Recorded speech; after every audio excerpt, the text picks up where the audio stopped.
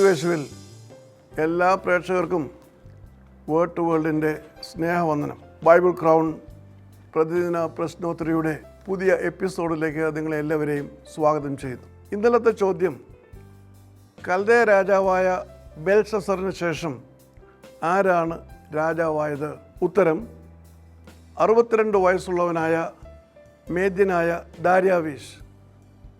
Daniel പ്രവചനം 5-ാം അധ്യായം 31-ാം വാക്യം. അവൻ രാജാവായപ്പോൾ ബാബിലോണിലെ പ്രധാന ദേശാധിപതികളും അധ്യക്ഷന്മാരും ഒന്നിച്ചുകൂടി 30 ദിവസത്തേക്ക് രാജാവിനെ അല്ലാതെ മറ്റാരെയും സേവിക്കരുത്, അഥവാ 30 ദിവസത്തേക്ക് രാജാവിനെ അല്ലാതെ മറ്റൊരു ദേവനോടും പ്രാർത്ഥിക്കരുത് എന്ന ആജ്ഞ പുറപ്പെടുവിക്കുവാൻ നിർബന്ധിച്ചു.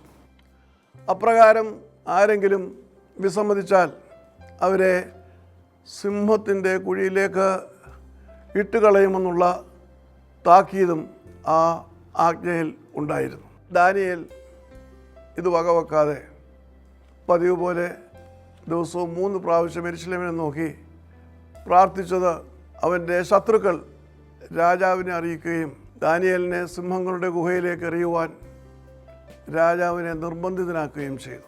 എന്നാൽ സിംഹങ്ങൾക്ക് ദാനിയേലിനെ ഒന്നും ചെയ്യുവാൻ കഴിയാതെ വന്നപ്പോൾ ദാര്യാവീശ് ദാനിയേലിൻ്റെ ദൈവത്തിൽ വിശ്വസിച്ചു.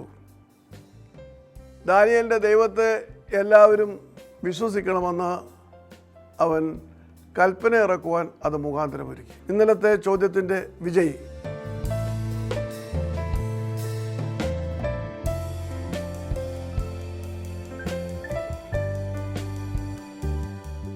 ഇന്നത്തെ ചോദ്യം ഇതാണ്: നാം ദൈവത്തിൽ നിന്ന് നന്മ സ്വീകരിക്കുന്നു, തിന്മയും സ്വീകരിക്കരുതോ?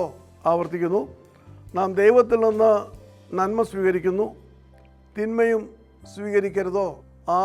ആരോട് പറഞ്ഞു? അതിവേഗം ഉത്തരങ്ങൾ അയക്കുക. നിങ്ങൾക്ക് ഏവർക്കും ശുഭദിനം ആശംസിക്കുന്നു. ദൈവം നമ്മെ അനുഗ്രഹിക്കട്ടെ. താഴെ കൊടുത്തിരിക്കുന്ന വാട്സാപ്പ് നമ്പറിൽ നിങ്ങളുടെ ഉത്തരങ്ങൾ അയയ്ക്കുക.